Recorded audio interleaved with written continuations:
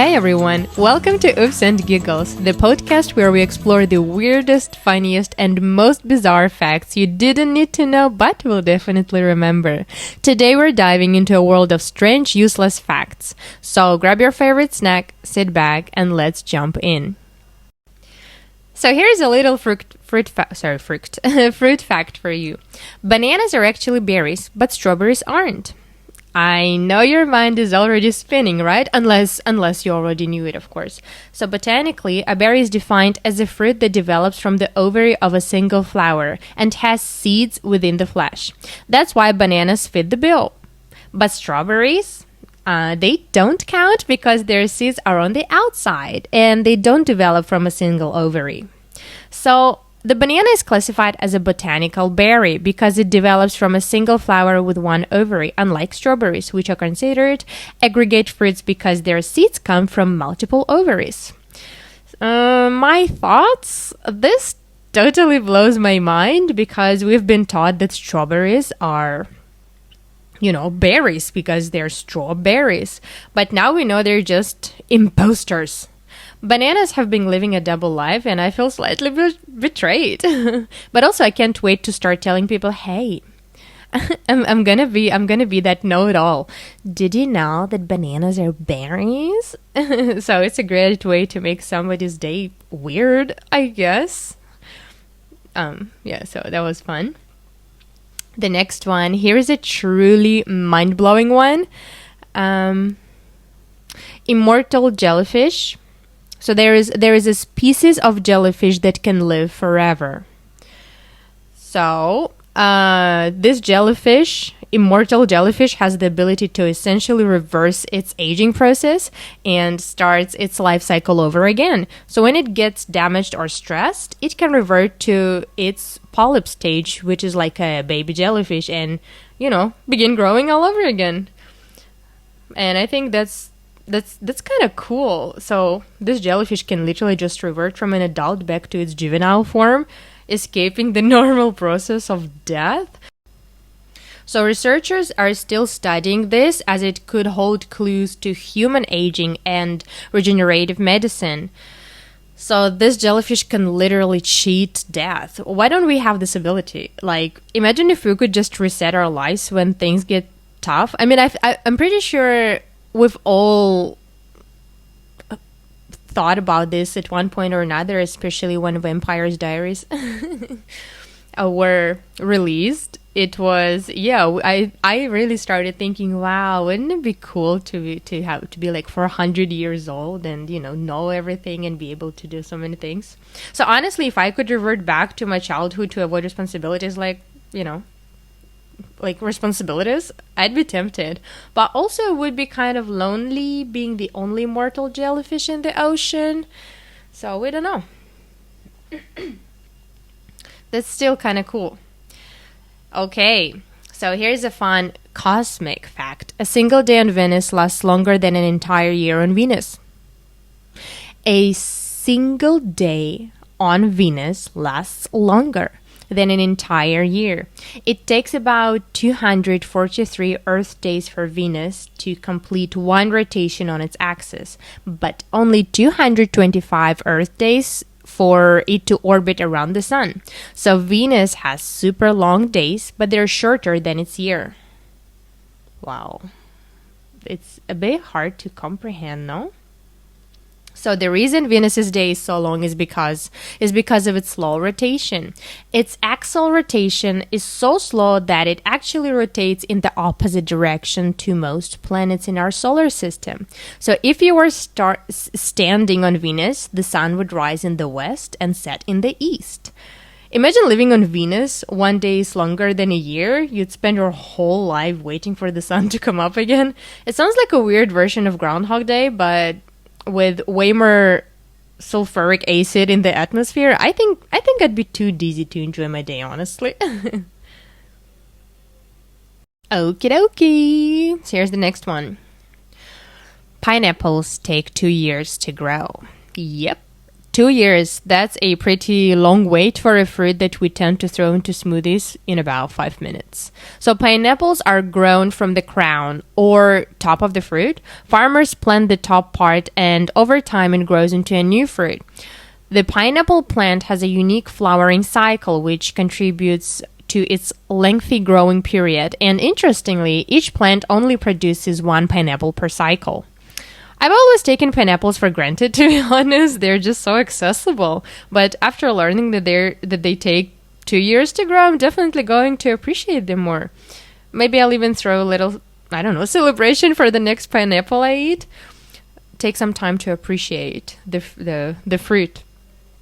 So yeah, it took some time to get to me after all. Thank you so much for, whoever grows them.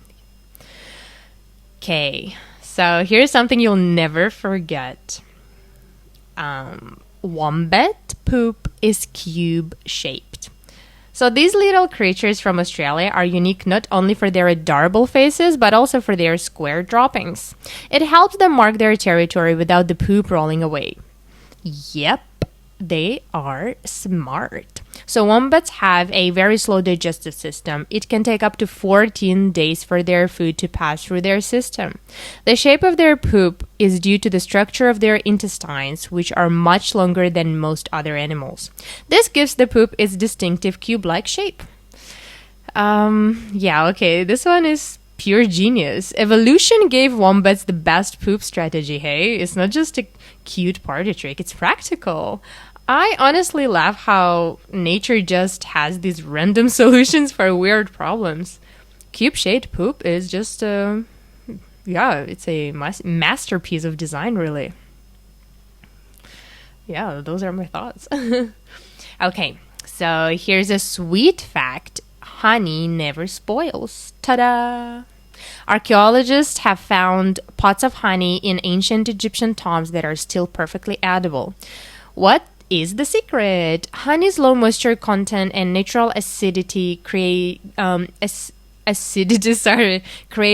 hostile environment for bacteria and microbes, allowing it to last forever. So honey's long shelf life is also due to its high sugar content.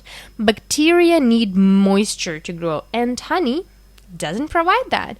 In fact, honey is often used as a natural preservative, and it was even used in ancient times to embalm bodies. I think honey is officially the most underrated survival food. It's like a natural time capsule that stays good forever. Maybe I should stock up on honey just in case, the apocalypse comes or something. If it's good for pharaohs, it's good for me, hey? I mean, why not? Okay, now here's a lazy fact for you. Sloths, this one is also about poop, just in case. Sorry, you guys. Sloths only poop about once a week. That's right. They don't rush, and when they do, they climb down from their trees to do their business on the ground. It's a slow, methodical process, so no need to hurry for these guys.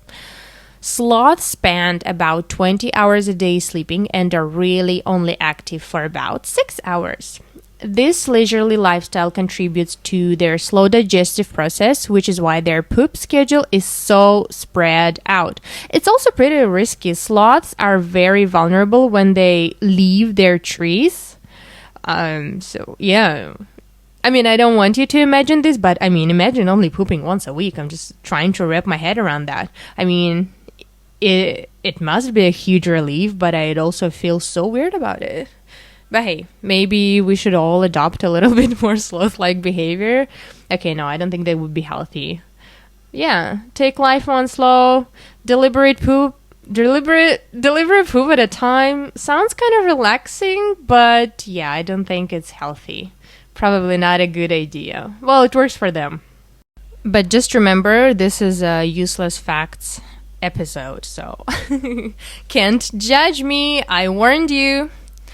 Okay, next one. Sharks have been around longer than trees. Sharks have been gliding through the ocean for over 400 million years, while trees have only existed for about 350 million years. So, sharks are some of the oldest surviving creatures on Earth. Yep, they've adapted over millions of years and have outlived even the dinosaurs. Their simple yet effective design has helped them survive countless changes in the Earth's environment. Yeah, sharks are the ultimate survivors. While trees are cool and all, but yeah, sharks have been around for the long haul. It just makes me think maybe we should let sharks do their thing. Plus, I kind of admire them. I mean, think about it. They've survived mass extinctions, environmental changes, and even humans who are known for making things pretty tough on the oceans. If that's not resilience, I don't know what is. So maybe we could learn a thing or two from the sharks, about going with the flow and adapting to whatever life throws at us. Lemonades are great, but that's not serious. Come on. Yeah, that was quite fun. Okay, let's move on to the next one. It sounds bizarre, but a duck's quack doesn't create an echo. Scientists have been trying to figure out why this is for years, but there is still no clear answer. Some theories suggest it might have something to do with frequency of a duck's quack, while others believe it could be the way the sound interacts with the environment. Regardless, it's one of those quirks that still leaves us scratching our heads. A study in 2003 tried to prove the duck quack echo theory, only to conclude that it actually does echo in certain conditions. However, the sound is so faint or distorted that we don't typically hear it in normal environments. So technically, it's not that it can't echo, it's just really hard to hear. This is the kind of mystery that makes life fun, no? It's like the ducks have their own little slice of magic. Plus, it makes me wonder, what other sounds have hidden quirks? Maybe if I quack in a canyon, I'll finally figure out? Wow.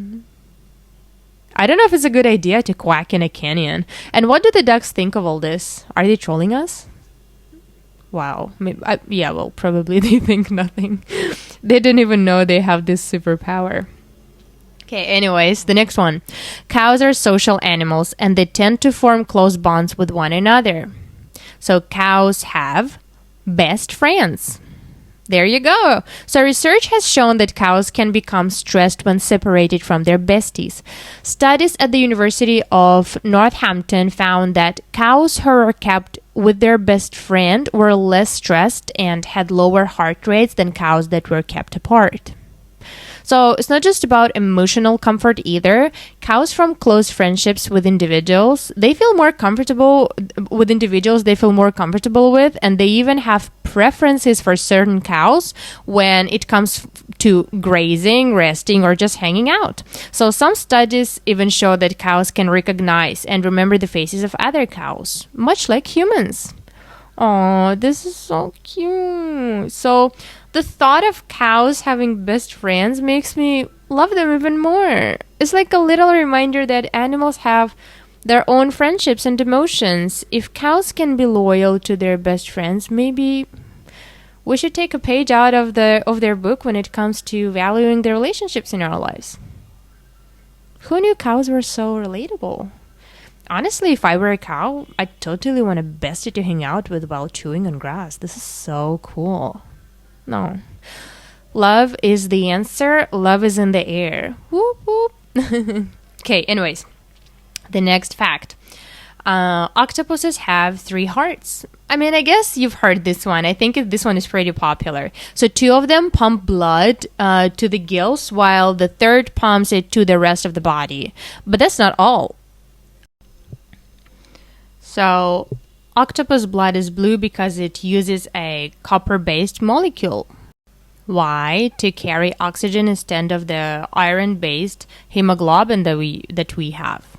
So, this blue blood helps octopuses survive in low oxygen environments, which is perfect for their deep-sea habitats.